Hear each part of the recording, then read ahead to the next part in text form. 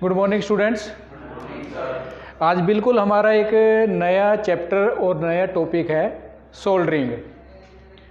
अब ये जो सोल्डरिंग है इसका क्या मतलब है, कहाँ ज़रूरत पड़ेगी इसकी और कैसे हम इसको करेंगे, क्या पूरा कंप्लीट प्रोसेस होगा, किन किन चीज़ों की इसमें ज़रूरत पड़ेगी, वो सारा डिस्कस करेंगे आज हमारे इस टॉपिक में सोल्डरिंग।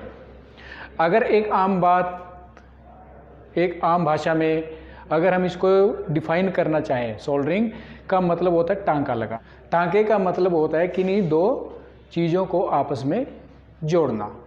लेकिन अगर टेक्निकली लैंग्वेज में हम सोल्डरिंग को डिफाइन करने की कोशिश करेंगे कि सोल्डरिंग का मतलब तकनीकी रूप से क्या होगा, तो इसका क्या है, यदि हमारे पास दो या दो से अधिक एक जैसे या अलग प्रकार के दो धातु के टुकड़े हैं तो उनको आपस में हमने जोड़ना है, लेकिन किसकी सहायता से?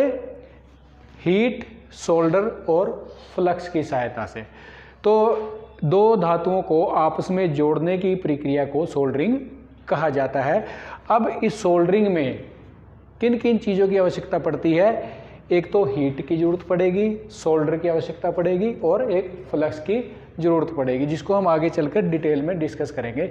लेकिन उससे पहले कि सोल्डरिंग की हमें ज़रूरत कहाँ है और क्यों है, तो उसके लिए क्या है, हमारे पास कोई भी इलेक्ट्रिकल या इलेक्ट्रॉनिक सर्किट है तो उसमें हमें क्या करना पड़ता है, कोई भी डिज़ाइन करने के लिए, मान लीजिए एक छोटा हमारा इलेक्ट्रिकल अप्लायंस है, आपका एक टीवी टेलीविज़न है, घर में इस्तेमाल करते हैं।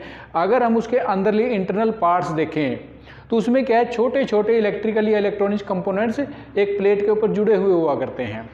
अब वो ऐसे नहीं है कि आपस में बिना किसी प्रोसेस के द्वारा जोड़ दिए गए हैं। उनको आपस में जोड़ने के लिए, किसी भी सर्किट को तैयार करने के लिए जब उनको आपस में जोड़ा जाता है, किसी सर्किट में जोड़ा जाता है, तो वहाँ पर उनको सोल्डरिंग के द्वारा टांका लगाया जाता है, सोल्डरिंग के द्वारा उनको जोड़ा जाता है। इसी प्रकार से अगर मैकेनिकली की बात करें, मैकेनिकली फील्ड भी कई ऐसे हैं जहाँ पर हमें छोटे छोटे टांके लगाने पड़ते हैं। जैसे हमारा प्लम्बिंग के काम में किसी पाइप फूट जाए तो उसमें टांका लगाना पड़ता है, कोई रेडिएटर में टांका लगाना पड़ता है, ठीक है। इस प्रकार से दो पतले जो टिन की शीट्स हैं उनको आपस में जोड़ना पड़ सकता है, तो वो सारा सोल्डरिंग का ही काम है। ये नहीं कि वो केवल इलेक्ट्रिकल या इलेक्ट्रॉनिक्स में ही काम आता है, मैकेनिकली प्रोसेस भी है जहाँ पर सोल्डरिंग का इस्तेमाल किया जाएगा।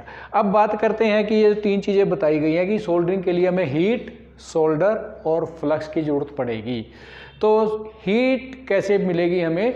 हीट के लिए हम सोल्डरिंग आयरन का भी इस्तेमाल कर सकते हैं, एक ब्लो पाइप का भी इस्तेमाल कर सकते हैं, ब्लो लैंप का इस्तेमाल कर सकते हैं, या कोई गैस या हीटिंग टॉर्च का भी इस्तेमाल हम कर सकते हैं। सोल्डर क्या होता है? सोल्डर एक मिश्र धातु होती है जिसको हम फिलर मटेरियल भी कहते हैं। इसको पिघलाकर हम जिन चीज़ को जोड़ना है, हमने जिन दो कंपोनेंट्स को जोड़ना है, उनके जॉइंट पर हम हीट के द्वारा इस सोल्डर को मेल्ट करेंगे, पिघलाएंगे और जॉइंट के ऊपर डाल देंगे, तो ये ठंडा होने के बाद जम जाएगा और जॉइंट हमारा लग जाता है। फ्लक्स, सोल्डर को मेल्ट करने से पहले सोल्डर या जॉब के ऊपर फ्लक्स लगाया जाता है। ये केमिकली एजेंट होता है जो हमें पाउडर, लिक्विड या पेस्ट रूप में मिलता है, जिसको भी हम आगे चलकर डिस्कस करेंगे। तो सोल्डरिंग में सबसे पहले अगर मैं डायग्राम में दिखाऊं कि सोल्डरिंग क्या है, और जैसे मैंने बताया कि हीट के लिए सोल्डरिंग आयरन का इस्तेमाल करेंगे हम। फिलर मटेरियल एक सोल्डर है जो हमारी एक मिश्र धातु है। ये एक एलईडी है, ये हमारा सर्किट बोर्ड दिखाया गया है।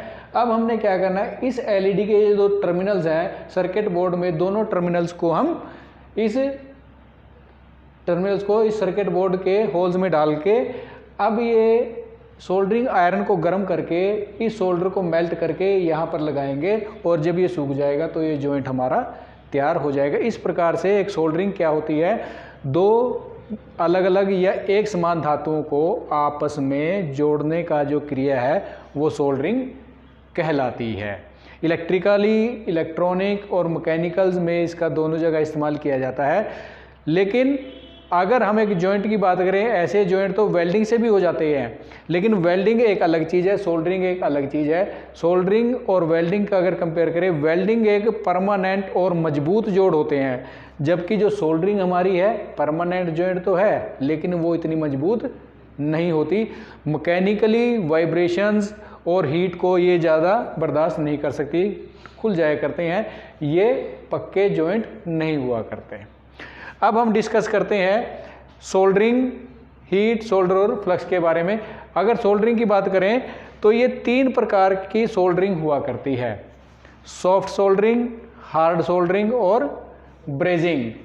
सॉफ्ट सोल्डरिंग या हार्ड सोल्डरिंग या ब्रेजिंग, ये जो इनका नाम दिया गया है, ये नाम डिपेंड करता है कि हमने किस प्रकार का सोल्डर इस्तेमाल किया है। तो सॉफ्ट सोल्डरिंग का मतलब होता है ऐसी सोल्डरिंग जिसमें हमने एक ऐसा सोल्डर इस्तेमाल किया है जो कम टेम्परेचर पर पिघल जाता है, और वो सोल्डर होगा टिन और लेड का मिश्र धातु। जो हमारा सोल्डर, मैंने पहले ही बताया कि सोल्डर क्या होता है, एक मिश्र धातु होती है, 2 या 2 से अधिक धातुओं को अगर हम मिला दें तो वो मिश्र धातु बन जाती है। सॉफ्ट सोल्डरिंग में क्या होता है, जो सोल्डर हम इस्तेमाल करेंगे वो टिन और लेड की मिश्र धातु होती है, और इसका जो टेम्परेचर होता है पिघलने का, जो मेल्टिंग पॉइंट होता है, वो 180 डिग्री सेल्सियस से 350 डिग्री सेल्सियस तक होता है। मतलब इतने टेम्परेचर पर ये पिघल जाता है, मेल्ट हो जाता है और हमारा सोल्डरिंग प्रोसेस कंप्लीट हो जाता है। इसलिए इसको सॉफ्ट सोल्डरिंग कहा गया है, क्योंकि ये बहुत कम टेम्परेचर पर पिघल जाता है। अब अगर बात करें टिन और लेड की ये जो कंपोजिशन है, अगर तो हमने इलेक्ट्रिकली या इलेक्ट्रॉनिक सर्किट में जॉइंट लगाने हैं तो वहाँ पर जो हमारा ये कंपोजिशन चलेगी, इसमें टिन तो ज़्यादा होगा और लेड कम होगा। मान लीजिए 60-40 की रेशियो हो जाएगी, टिन 60% होगा, लेड 40% होगा।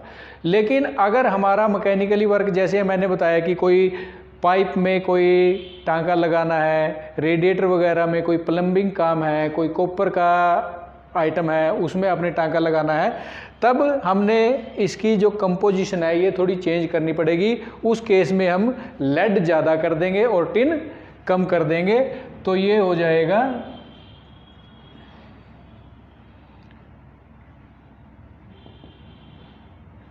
37-63 या 35-65 इस रेशियो में हो जाता है ये। इसमें क्या होगा कि अगर तो हमारी टिन ज़्यादा और लेड कम रहेगा, उस केस में ये जल्दी पिघल जाता है और आसानी से फैल जाता है।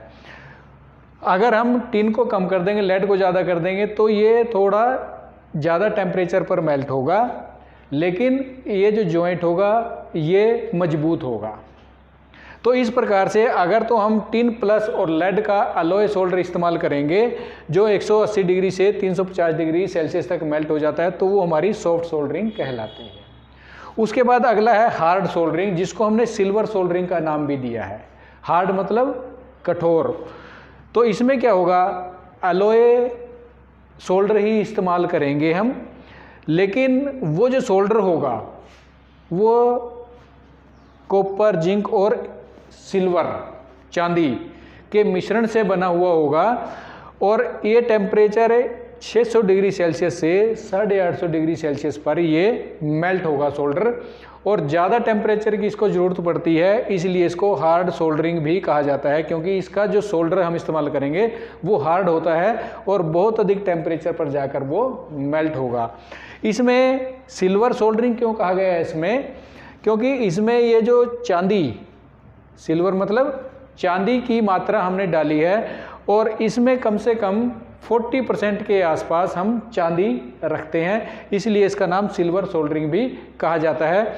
और क्योंकि ये हार्ड सोल्डरिंग है, इसका उपयोग कहाँ करते हैं हम, इसका उपयोग जैसे कीमती धातुएं, हमारा ज्वेलरी केस में सोना हो गया, तांबा हो गया, पीतल हो गया, इस प्रकार की धातुओं में टांका लगाने के लिए या जोड़ने के लिए हार्ड सोल्डरिंग का प्रयोग किया जाता है। तीसरी जो कैटेगरी है वो है ब्रेजिंग। ये इन दोनों की अपेक्षा सबसे अधिक हार्ड होती है ब्रेजिंग, क्योंकि जो इसका सोल्डर है वो काफ़ी हार्ड होता है। कॉपर और जिंक का मिश्रण होता है जिसको हम ब्रास बोलते हैं, पीतल।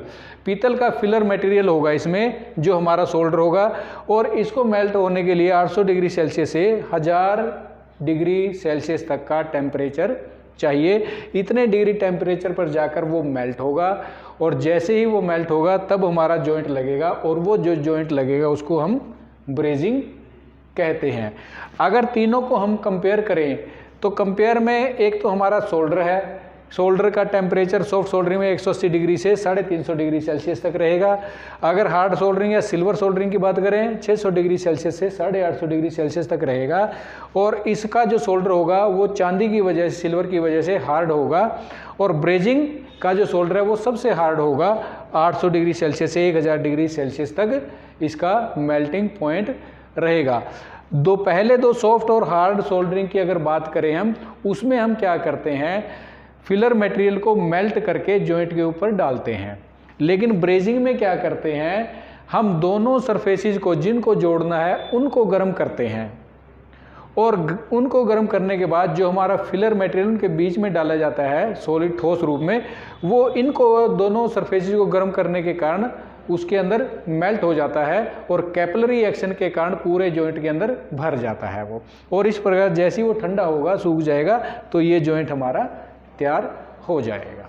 तो इस प्रकार सोल्डर के मेल्टिंग टेम्परेचर के अकॉर्डिंग हमने इसको 3 श्रेणियों में रखा है, सॉफ्ट सोल्डरिंग, हार्ड सोल्डरिंग और ब्रेजिंग। अब तीसरा कंपोनेंट था हमारा फ्लक्स। फ्लक्स क्या बताया मैंने, एक बताया केमिकली एजेंट होता है जो हमें पाउडर के रूप में भी मिल सकता है, लिक्विड रूप में भी मिल सकता है, और पेस्ट के रूप में भी मिल सकता है। लेकिन बात ये है कि जो हमारा फ्लक्स है ये किस काम आएगा। सोल्डरिंग में इस फ्लक्स का काम क्या है, जॉइंट तो लगाएगा, ये सोल्डरिंग आयरन हमारी गर्म होगी, उस हीट से सोल्डर हमारा मेल्ट हो जाएगा, मेल्ट होकर जॉइंट लगा देगा। तो फ्लक्स का काम क्या रहेगा, फ्लक्स का काम सोल्डरिंग में क्या होगा।